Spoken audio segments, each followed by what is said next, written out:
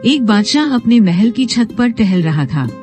टहलते टहलते उसकी नजर महल के नजदीक वाले घर की छत पर पड़ी, जिस पर एक बहुत ही खूबसूरत औरत कपड़े सुखा रही थी। बादशाह ने अपनी एक बांदी को बुलाकर पूछा, किसकी बीवी है ये?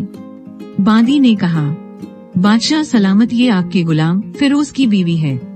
बादशाह नीचे उतरा, मगर अब उसके दिलो दिमाग पर उस औरत के हुस्नो जमाल का सहसा छा गया था। उसने फिरोज को बुलाया। फिरोज हाजिर हुआ तो बादशाह ने कहा, फिरोज, हमारा एक काम है। उसने फिरोज को एक खत देते हुए कहा, हमारा ये खत दूसरे मुल्क के बादशाह को दे आओ और इस खत का जवाब भी उनसे लेकर आना। फिरोज बोला। बादशाह का हुक्म सर आंखों पर, और वो उस खत को लेकर घर वापस आ गया। खत को अपने तकिए के नीचे रख दिया और सफर का सामान तैयार करने लगा। सुबह होते ही वह मंजिले मकसूद पर रवाना हो गया। इस बात से ला इल्म की बादशाह ने उसके साथ क्या चाल चली है। इधर फिरोज जैसे ही नजरों से ओझल हुआ कि उधर बादशाह चुपके से फिरोज के घर पहुंचा और आहिस्ता से फिरोज के घर का दरवाजा खटखटाया। फिरोज की बीवी ने पूछा, कौन है? बादशाह बोला, मैं बादशाह, तुम्हारे शौहर का मालिक। फिरोज की बीवी ने दरवाजा खोला। बादशाह अंदर आकर बैठ गया। फिरोज की बीवी ने हैरान होकर पूछा, आज बादशाह सलामत यहाँ? बादशाह ने कहा, आज मैं यहाँ मेहमान बनकर आया हूँ। फिरोज की बीवी बादशाह का मतलब समझ गई। वो समझ गई कि बादशाह की नीयत खराब हो चुकी है। उसने संभलते हुए कहा, मैं अल्लाह की पनाह चाहती हूँ।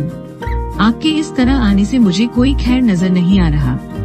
बादशाह ने गुस्से भरी आवाज में कहा, ए लड़की, ये क्या कह रही हो तुम?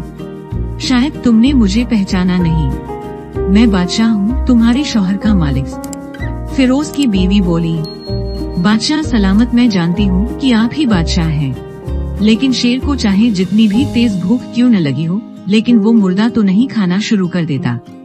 और उसने कहा, बादशाह सलामत, आप उस कटोरे में पानी पीने आ गए हैं जिसमें आपके कुत्ते ने पानी पिया है।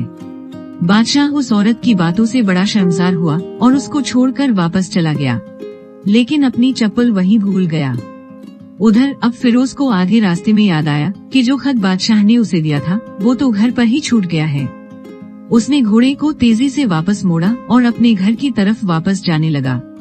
फिरोज अपने घर पहुंचा तो तकिए के नीचे से खत निकालते वक्त उसकी नजर पलंग के नीचे पड़ी बादशाह की चप्पल पर पड़ी, जो वो जल्दी में वहीं भूल गया था। फिरोज का सर चकरा कर रह गया और वो समझ गया कि बादशाह ने उसको सफर पर सिर्फ इसलिए भेजा था ताकि वो अपना मतलब पूरा कर सके। फिरोज किसी को कुछ बताए बगैर चुपचाप घर से निकला। खत लेकर वो चल पड़ा और काम खत्म करने के बाद बादशाह के पास वापस आया तो बादशाह ने इनाम के तौर पर उसे 100 दिनार दिए। फिरोज दिनार लेकर बाजार गया और औरतों के इस्तेमाल के कीमती कपड़े और कुछ तोहफे भी खरीद लिए। घर पहुंचकर बीवी को सलाम किया और कहा, चलो तुम्हारे मायके चलते हैं।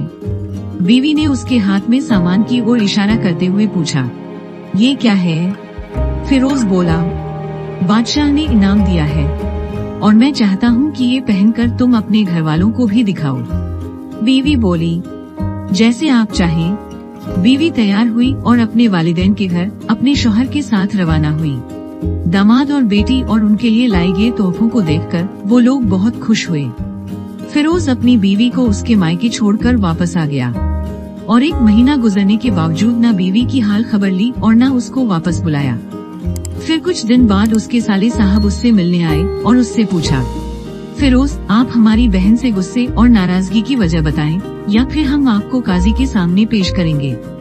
फिरोज बोला, अगर तुम चाहो तो ये भी कर लो, लेकिन मेरे जिम्मे इसका ऐसा कोई हक नहीं जो मैंने अदा न किया हो।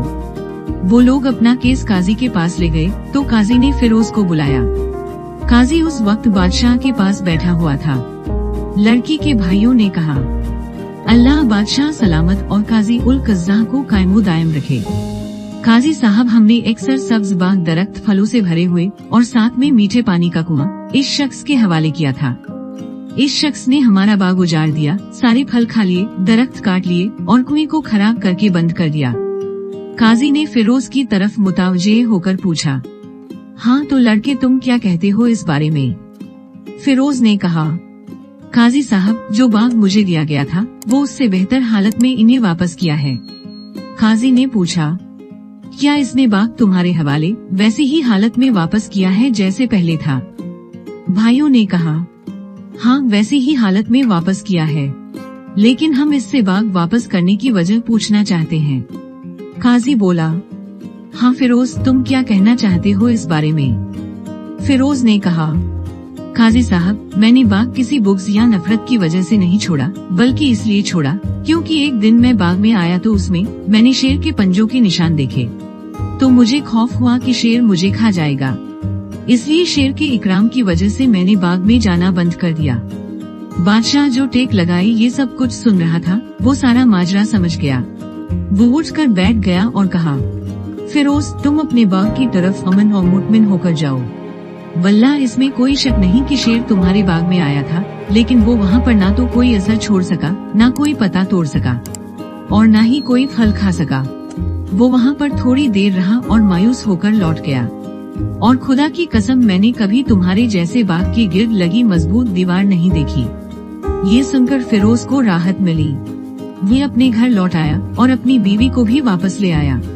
ना तो काजी को पता चला और ना ही किसी और को कि माजरा क्या था। अगर आपको ये वीडियो पसंद आई हो तो कृपया चैनल को लाइक तथा सब्सक्राइब जरूर कर लें तथा अपने दोस्तों के साथ भी शेयर करें। आपको ये वीडियो कैसी लगी हमें कमेंट करके जरूर बताएं। धन्यवाद।